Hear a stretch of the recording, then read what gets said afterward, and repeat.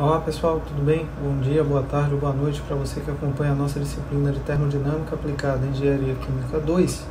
E na aula de hoje nós vamos dar início ao nosso segundo módulo, o módulo 2, aí, parte 1, onde a gente vai começar a estudar as propriedades termodinâmicas a partir de dados volumétricos. Então, bora lá.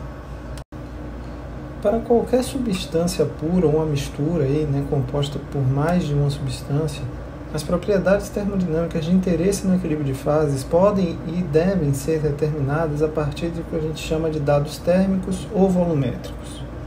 Para uma dada fase, os dados térmicos, aí como calor específico, fornecem informações sobre como algumas das propriedades do nosso sistema vão variar com a temperatura, enquanto os dados volumétricos fornecem informações sobre como algumas das propriedades variam com a pressão ou com a densidade, mantendo essa relação direta aí entre pressão e densidade do nosso sistema. Tudo isso, claro, a uma dada temperatura constante dentro da operação, dentro do nosso processo. Quando ocorre uma mudança de fase, uma mudança na fase da mistura do componente, a gente precisa de alguns termos térmicos e volumétricos adicionais, e eles são necessários para caracterizar essa mudança dentro da transformação físico-química que ocorre na matéria. O que a gente vai estudar aqui nessa unidade, nesse módulo 2 aí, é basicamente a influência que os dados volumétricos apresentam no estudo das propriedades termodinâmicas. Para fazer isso, a gente vai subdividir o nosso estudo em dois grandes grupos. Primeiro, nessa parte 1, a gente vai estudar aí os sistemas com dados de temperatura e pressão constantes e depois dados de temperatura e volume constantes. Só para a gente relembrar aqui de forma muito direta, dentro do que estudamos na unidade 1, a gente verificou que a função de interesse no problema de equilíbrio de fases era a fugacidade. A gente viu que a gente podia representar o problema de equilíbrio para verificar se realmente estava em equilíbrio com a igualdade de potenciais químicos. Demonstramos que a igualdade da fugacidade, ou ter critério de isofugacidade, como queiram chamar, era equivalente à igualdade dos potenciais químicos e por isso podia representar aí essa igualdade direta com o potencial químico, Lembrando que o potencial químico está diretamente relacionado com a energia de Gibbs, que por sua vez é definida aí pelas características de entalpia e entropia do nosso sistema. Dessa forma, um bom ponto de partida para a discussão do cálculo das fugacidades com dados volumétricos é a questão de como a entalpia e a entropia estão relacionadas com a pressão e a temperatura e com uma determinada composição constante. As respostas para essas questões elas são dadas pelas relações de Maxwell e pelas próprias relações da característica das equações dos potenciais energéticos. E a partir daí a gente pode obter expressões que são exatas para a energia interna, para a entalpia, para a entropia, para a energia de Helmholtz e para a energia de Gibbs. E dessas expressões a gente pode derivar aí, o potencial químico através da própria fugacidade dos componentes. Então vamos criar o formalismo desse nosso problema. Se a gente considerar uma mistura gasosa com composição constante, a gente sabe da regra das fases que são necessárias duas variáveis especificadas para definir o estado do nosso sistema. Nessa primeira parte aqui do módulo 2, a gente vai considerar que essas variáveis vão ser a temperatura e a pressão do nosso sistema. Em condições de temperatura e composição constantes, a gente pode usar uma relação de Maxwell para obter, então, esse efeito da pressão sobre a entalpia e a entropia do nosso sistema, que é basicamente essa relação aqui. A derivada da entropia com a pressão a temperatura constante é igual a menos a derivada do volume com a temperatura a pressão constante. Daqui a gente pode isolar uma expressão para ds. Observe que ds vai ser igual a menos essa derivada do volume com a temperatura, pressão e número de mols constante, multiplicada aí pela variação da pressão. Essa aí vai ser a equação que a gente vai partir aí para tentar determinar como a gente tem essa variação da entropia partindo de dados térmicos e volumétricos. Revisitando as nossas equações fundamentais, a gente verifica que a nossa equação para a entalpia é dada por dH igual a VdP mais TdS. A gente pode pegar aquela expressão que a gente acabou de obter no slide anterior para representar o comportamento de ds no nosso sistema e substituir ela aqui, dentro da expressão da entalpia. Com isso, a gente vai obter essa expressão aqui abaixo, que dH é VdP mais T, que multiplica todo esse termo aqui, que é aquele termo que a gente obteve isolando ali da relação de Maxwell a expressão para ds. Aqui a gente pode observar que o dP multiplica os dois termos, de forma que a gente pode botar esse dP em evidência, e assim chegar a dH igual a V menos T, essa derivada do volume aqui em relação à temperatura, pressão e número de mols constante, que multiplica dP. Essa aqui vai ser uma equação inicial, uma correlação inicial para desenvolvimento desse tipo de problema. e a partir dela a gente vai desenvolver expressões para os outros potenciais energéticos. Como eu falei, aquela é a nossa expressão base, a nossa expressão fundamental, e partindo dela a gente vai derivar as expressões aí para os demais potenciais energéticos e demais características do sistema que a gente tem interesse, sendo eles energia interna, entalpia, entropia, energia de Helmholtz, energia de Gibbs e o próprio potencial químico. Tudo isso vai ser escrito aí como função da pressão e da temperatura, mantendo aí relações de composição constante, tá? Dessa forma, a gente vai conseguir, a partir dessas definições termodinâmicas que vocês estão vendo aqui, ó, obter essas correlações e essas expressões. Então, bora ver como é que a gente vai fazer esse desenvolvimento nessas expressões, especificamente falando. Então, o nosso passo agora é determinar essas características dos sistemas, né, realizando as integrações nessas grandezas, nessas propriedades termodinâmicas, e essas integrações serão realizadas em condições de temperatura e pressão constantes. Né? Pegando a expressão original da entalpia, que é a primeira expressão que a gente desenvolveu ali, o que a gente vai verificar é que a entalpia, lembrando que essa entalpia que está aqui apresentada é uma propriedade total para um número total de mols, né, e não está mais em base molar. Isso é representado aqui no sistema da gente pela letra maiúscula usada para a propriedade. Toda vez que vocês verem uma letra minúscula apresentada, ela se refere a uma propriedade parcial molar, como é o caso, por exemplo, desse HI0, que é uma entalpia molar representada com letras minúsculas. Ela representa, nesse caso específico, a entalpia molar do componente I puro como gás ideal a temperatura T. Isso aqui é representado por esse símbolo 0 aqui acima. Então essa aqui seria a nossa expressão para entalpia, né? Aqui ela aparece sua forma integral ainda, porque para fazer essa integral de 0 a P a gente depende de uma relação que correlacione pressão, temperatura e volume, que é uma equação de estado, que vai ser incluída aqui dentro dessa derivada para que a gente consiga derivar esse termo. Então por conta disso ela aparece aqui ainda na forma integral.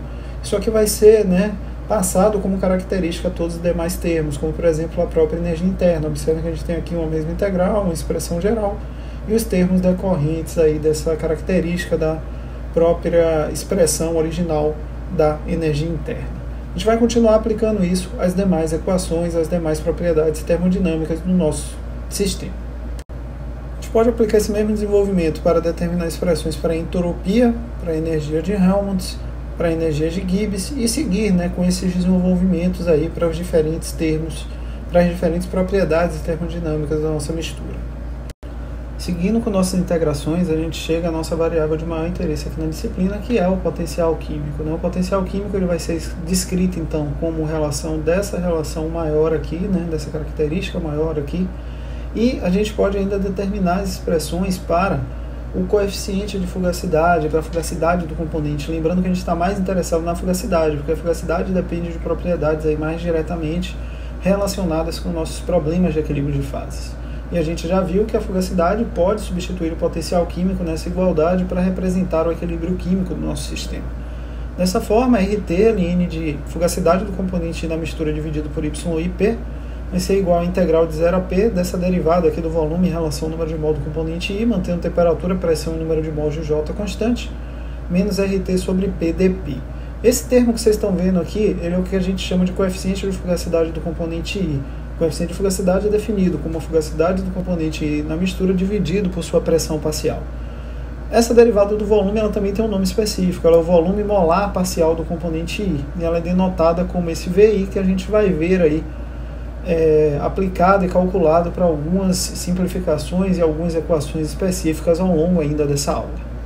Então, partindo daquela mesma equação, tá, eu só vou reescrever ela em função dos termos descritos anteriormente, que são aquele volume parcial molar do componente I e o coeficiente de fugacidade. Fazendo isso, a gente chega nessa expressão, que é RT, a linha do coeficiente de fugacidade do componente I na mistura, é igual à integral de 0 a P de VI, que é aquela derivada do volume em relação ao número de mols do componente I, mantendo a temperatura, pressão e número de mols de J constante, menos RT sobre P dP. E essa aqui é a expressão, né, um conjunto de relações termodinâmicas que possibilitam que a gente calcule aí esses termos fundamentalmente abstratos, que era o potencial químico, em termos de propriedades que são mais facilmente mensuráveis. E essa aqui é a característica que a gente vai usar, a equação que a gente vai usar em boa parte da disciplina para esse tipo de determinação.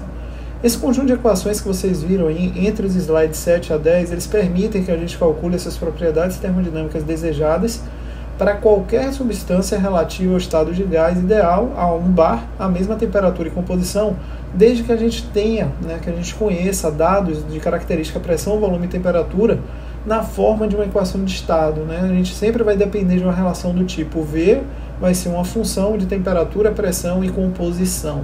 Isso aqui é o que a gente deriva aí com o nome de equação de estado.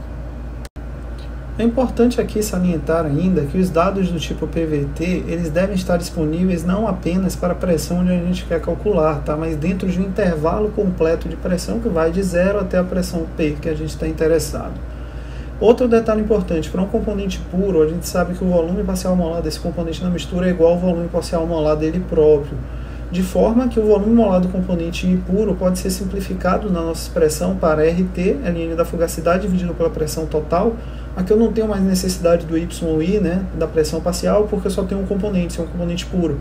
Então aquele termo do YI vira 1 e a gente pode escrever essa expressão para um componente I puro aqui.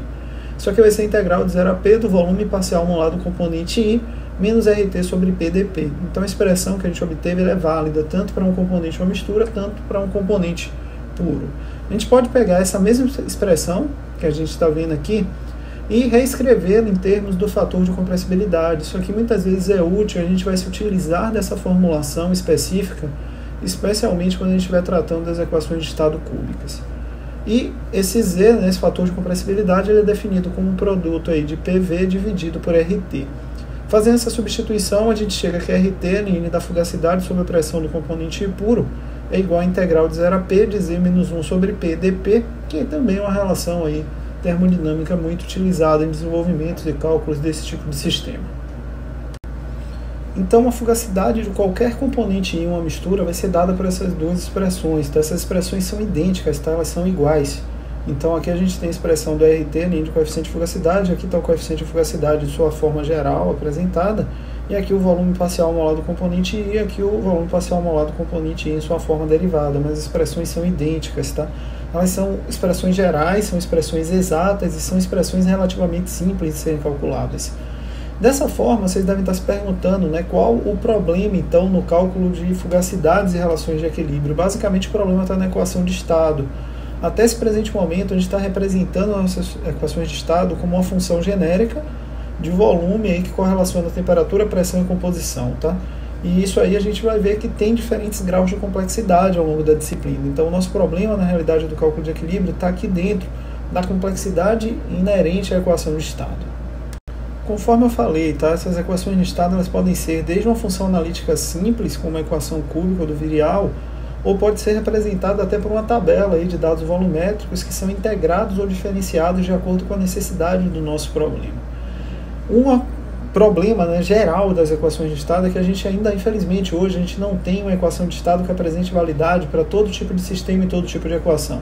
A gente tem algumas equações de estado que funcionam bem para compostos associativos, a gente tem algumas equações de estado que funcionam muito bem para compostos polares, mas ela não funciona tão bem para compostos associativos. Então a gente tem equações de estado que são muito boas, muito úteis, mas são normalmente limitadas aí a algumas classes de substâncias e condições. Ao longo da disciplina a gente vai discutir essas características de comportamento das diferentes equações de estado que a gente vai utilizar.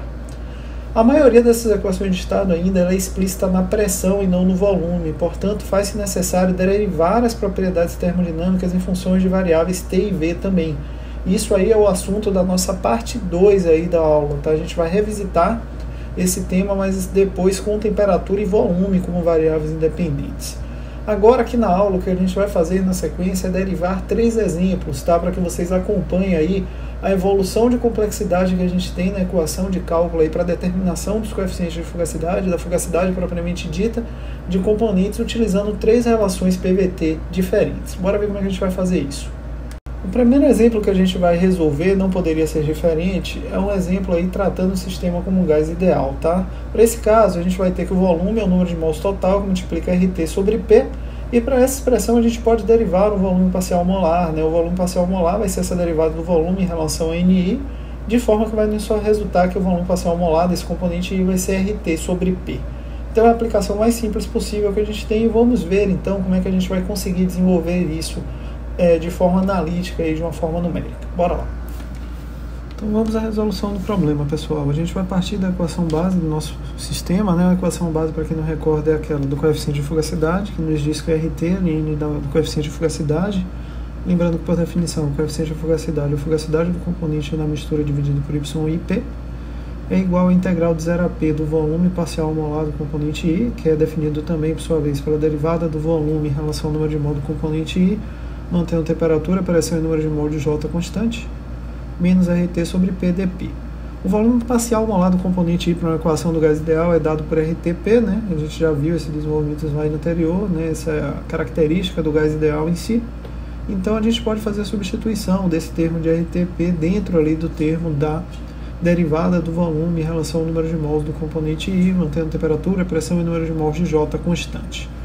Fazendo isso, vocês vão verificar que a gente vai ficar com RTP menos RTP dp, né? Então esse termo de RTP vai ser, esse termo da integral todo, na realidade, vai ser zero, de forma que a gente vai chegar a RT, a linha do coeficiente de fugacidade do componente I dividido por y e p igual a zero, né?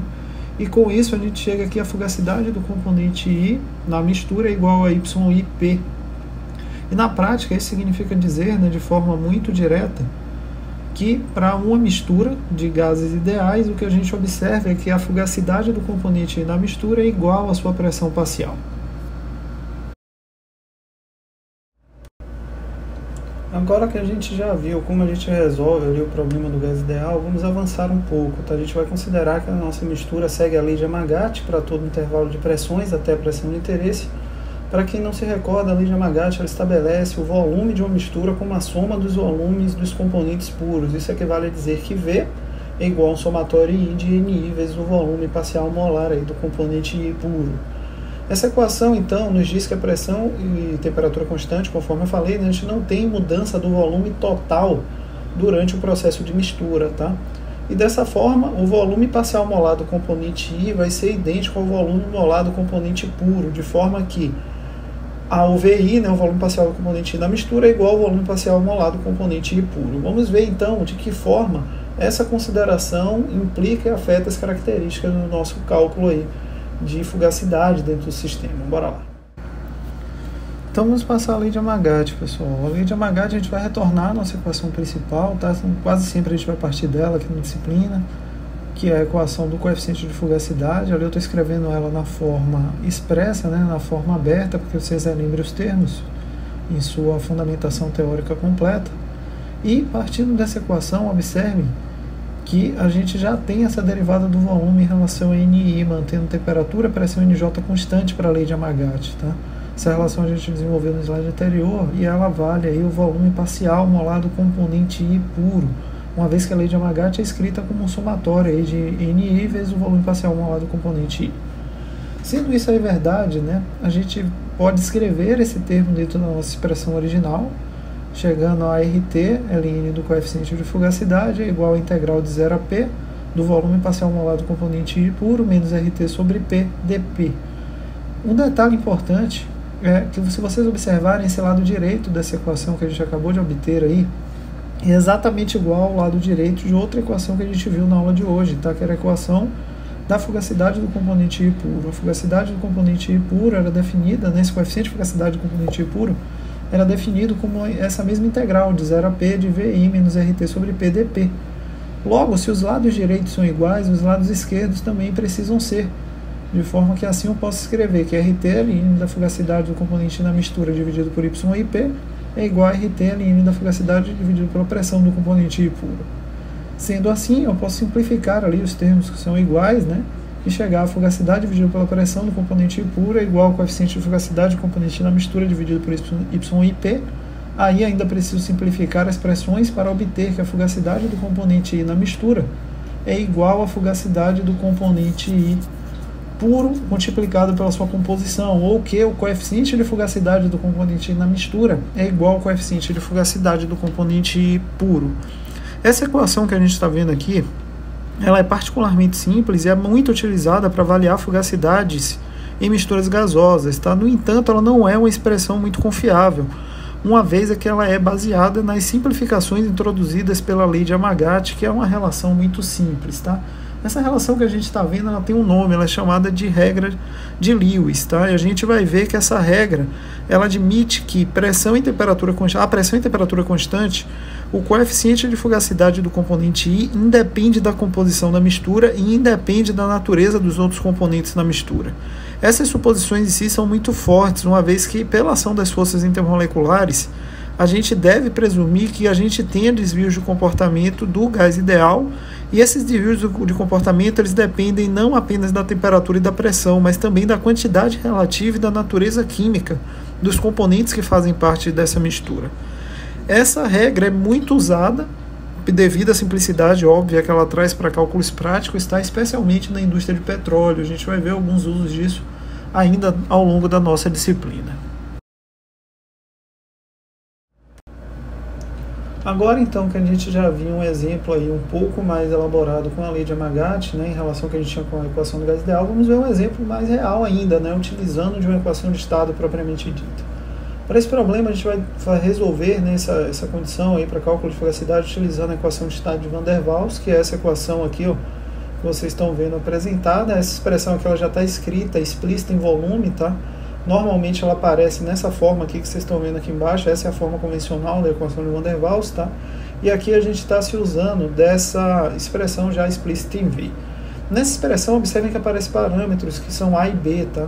Esses parâmetros são constantes para cada componente puro e a gente precisa obter, então, uma expressão para o volume parcial molar e a partir daí calcular a fugacidade pela nossa equação original. Então esse é o nosso problema. Então a gente vai partir disso aqui e determinar como a gente tem esse cálculo de fugacidade partindo dessa equação.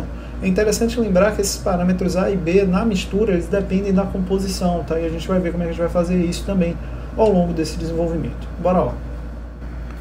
Então vamos ao desenvolvimento da expressão utilizando aí da regra de Van der Waals, da equação de Van der Waals, né? A primeira coisa que eu vou fazer é escrever a expressão, a equação de estado de Van der Waals em termos ali totais, em uma base total e não em uma base molar, tá? A gente faz isso determinando que o volume é o número de mols total vezes o volume molar do sistema. E com isso eu posso escrever, né, que o volume, então, da minha expressão já em sua forma total vai ser igual ao número de mols total, que multiplica R vezes a temperatura dividido pela pressão, mais NT vezes o B, menos NT vezes o A dividido por RT. Essa expressão eu vou derivar para um componente 1 em relação ao número de mols de um componente 1, tá? E com isso eu vou conseguir obter aquela expressão para o volume parcial molar do componente 1, sendo ela a derivada do volume em relação a N1, a condições de pressão, temperatura e N2 constantes, vai ser igual a RT vezes a pressão, né, que multiplica ali essa derivada de número de mols total em relação ao número de mols do componente 1, mais a derivada do número de mols total vezes o B em relação ao número de mols do componente 1, menos 1 dividido por RT, a derivada do número de mols total, que multiplica A em relação ao número de mols de 1. Aqui, A e B, eles variam com a composição, tá? E como é que eles têm essa variação? Através do que a gente conhece como regras de mistura. A gente vai se aproveitar de regras de mistura para conseguir efetivamente realizar esse cálculo. Então, o termo A vai ser definido aí pela regra de mistura que a gente vai utilizar nesse momento na disciplina, que é a regra de mistura do próprio Van der Waals. Ele é definido como y1 ao quadrado a 1 mais 2 vezes y1, y2 raiz de a1 a 2 mais y2 ao quadrado a 2. E o B é definido como y1 b1 mais y2 b2, sendo quadrática então para o componente A e linear para o componente B. Com essa consideração aí da regra de mistura, né, eu vou escrever esses termos da minha regra de mistura como função também do número de mols, tá? Então eu vou assumir ali a transformação das minhas composições para número de mols. Observem que eu já vou ser um pouco mais esperto aqui, eu vou escrever esses termos aí como NTA e como NTB, tá? E isso eu estou fazendo porque é essa forma com a qual esses termos se aparecem para a gente nas expressões que a gente vai derivar, ó, NTA e NTB. Então eles vão assumir esse formato e observem que a gente já tem expressões razoavelmente grandes para serem derivadas ali dentro da minha equação original, tá?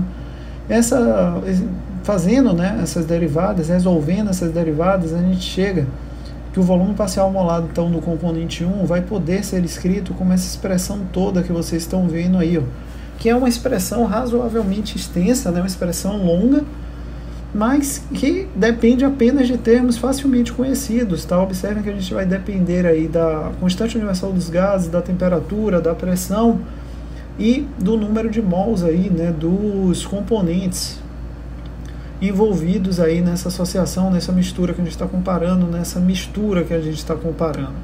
Essa expressão, observem que ela é apenas aquele termo que aparece dentro da nossa equação fundamental, né, trazendo para a gente o termo derivado ali, né, do volume em relação ao número de mols do componente I.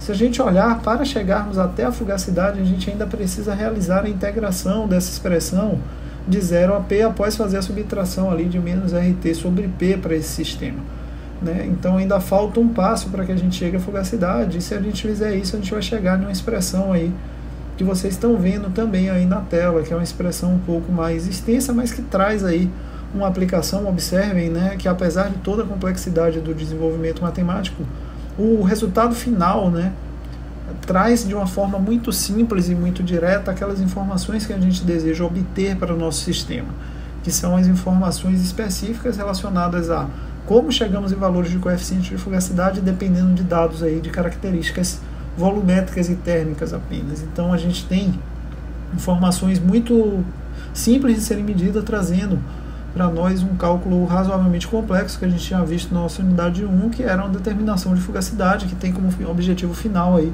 uma determinação do potencial químico dos componentes em cada uma das fases.